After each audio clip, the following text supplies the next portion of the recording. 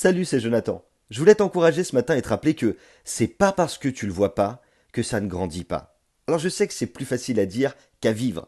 Il y a des fois où tu voudrais voir les choses grandir très vite, se développer de manière très rapide, mais tout n'est pas toujours comme ça. Et on ne voit pas toujours dans le visible ce qui se passe dans l'invisible. Les copains comme moi qui servent et qui mettent tout leur cœur dans ce que Dieu leur a confié savent ce que c'est, que de regarder ce qu'ils font et de se dire mais pourquoi j'ai l'impression que ça bouge pas. J'aimerais t'encourager, vraiment. À toi qui sers Dieu et qui est dans le ministère. Tu regardes un petit peu ça et là, tu es là et tu te dis mais ça n'a pas avancé.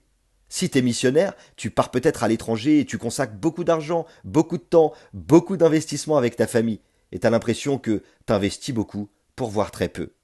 Mais rappelle-toi que ce n'est qu'une impression, parce qu'en vrai, c'est pas parce que tu ne le vois pas que ça ne grandit pas.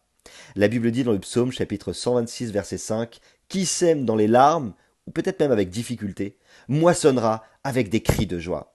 Pour être honnête, si tu savais le nombre de fois où j'ai été face à ce sentiment et je me suis dit à l'intérieur de moi, je sème tellement et pourtant je vois tellement peu, le nombre de dimanches où j'ai prêché à un culte et quand je suis sorti, je disais à Nadia, c'est pas passé ce matin. Tu vois, j'ai passé du temps dans la méditation, j'ai passé du temps dans la prière, et franchement, pourquoi passer autant de temps pour si peu de résultats? D'ailleurs, je suis sûr que ça parle à quelqu'un qui comprend et qui a vécu ça plus d'une fois. Mais quelque temps après, j'apprenais par téléphone ou par quelqu'un que, eh bien, il y a des gens, après le message, qui ont été totalement bouleversés, changés, restaurés ou encouragés à repartir de nouveau. Et tu sais que c'est vrai. Chacun a une charge différente. La charge de son ministère ou la charge de sa fonction. Que tu sois étudiant, que tu sois pasteur, ou que tu aies reçu un ministère prophétique ou apostolique. Peut-être même que, en plus de ton ministère, tu exerces une fonction de responsable, donc des responsabilités supplémentaires à celles de ton ministère. Que tu sois responsable de région, ou plus encore, peu importe. On a tous eu ce sentiment, mais ce n'est qu'un sentiment. Alors courage, parce que les choses avancent. J'aimerais te donner quelques petits conseils ce matin. Ne te concentre pas sur les choses visibles qui n'apparaissent peut-être pas encore. Peut-être que tu ne vois pas encore les gens s'engager. Peut-être que l'œuvre dans laquelle tu es et tu travailles ne grandit pas assez encore pour toi. Peut-être que le nombre de baptêmes escomptés n'est pas là. Peut-être que tu as l'impression que tes projets ne sont pas pris en compte ou peut-être pas considérés par tes collaborateurs. Ne cherche pas à voir l'arbre ou les fruits, ça viendra. Toi, concentre-toi sur la semence et regarde la semence.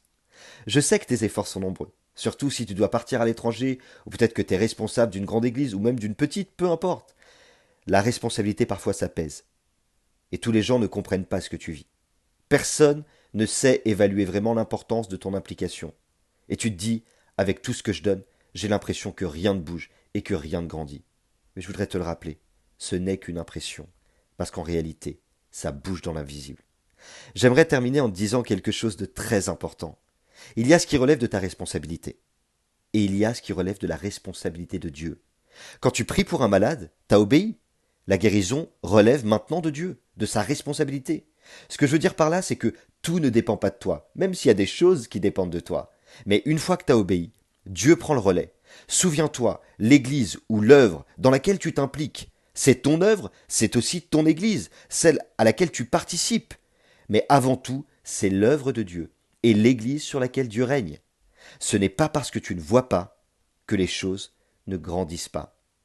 Alors je sais que dans l'avenir tu vas être étonné. Dans quelque temps tu vas voir le fruit de la semence, car celui qui sème avec larmes ou avec difficulté récolte toujours avec des chants d'allégresse. N'oublie pas, Dieu a mis son potentiel en toi.